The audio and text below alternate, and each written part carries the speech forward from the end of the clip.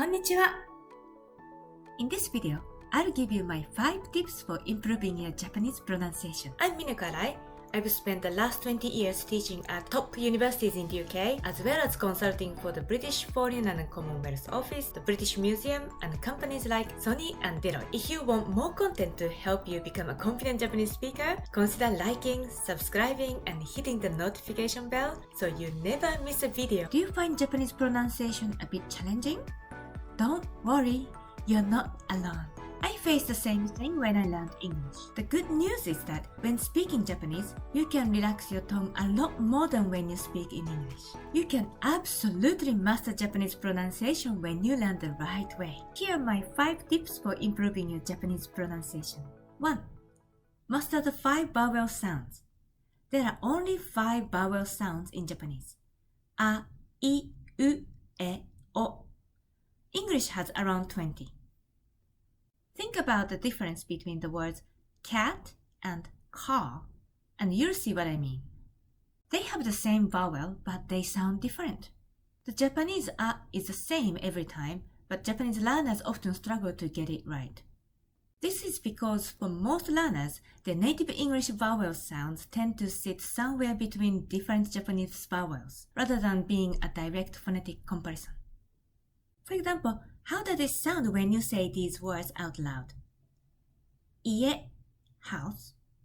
Iu, to say. These can sound almost the same if you don't make each vowel sound 100% clear. This can lead to miscommunication with Japanese people who might not be able to understand which word you're trying to say. If you learn the 5 vowel sounds properly, you'll never make this mistake again. 2. Check whether or not to stretch the sound. In Japanese, the length of each sound is critically important. Words can take on completely different meanings depending on whether a sound is long or short. For example, try saying these words out loud. Ie, house. Iie, no. Getting this wrong can sound a bit like the difference between il versus ill, or pull versus pull in English. Of course, Japanese people can sometimes understand what you mean from the context of the conversation, but it can sometimes take them a bit of time to figure out what you mean. The trick to overcoming this is focusing on the length of the sounds when you encounter new words. So say them aloud and hear the different sounds. If you can, repeat after audio to make sure you're getting it right. 3. Check whether or not to hold the next sound a little bit. Another point to pay attention to in Japanese pronunciation is hold the next sound for a little bit. It's a bit like a pause, but instead of just silence, you're getting ready to say the next sound, but hold it for a moment. This is normally marked with a small tsu. Here is an example where holding the next sound changes the meaning entirely. Machi, town, versus machi, a match to light something. I'm sure you can imagine the confusion mispronouncing these words might cause. I like this machi and I like this machi mean completely different things. Practice new words until you can feel the difference. That way, you'll never make these mistakes again. 4. Speak in chunks. Japanese phrases contain particles to mark certain functions in a sentence. When you pause between a word and its particle, it's very difficult to understand for Japanese people. Let's look at 2 sentences with the particle wo. The first has a pause after the particle and the second has a pause before the particle. A. ゲームをします。I play games. B. ゲームをします。A is easy to understand because the pause is after the particle o. This shows that the object of します play is marked with o.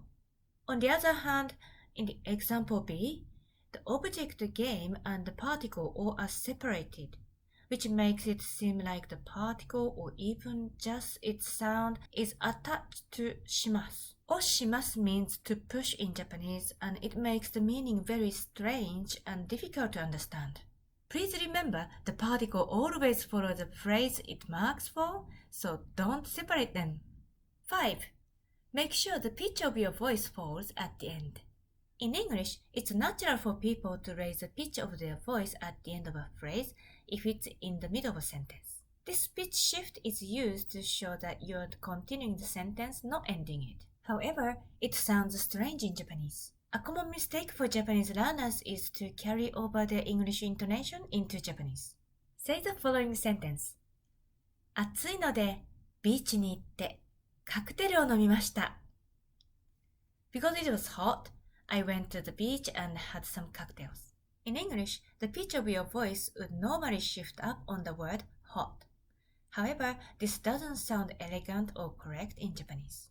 To get the Japanese accent and sentence flow sounding natural, it's necessary to say the sentence aloud, making sure your pitch drops rather than rises.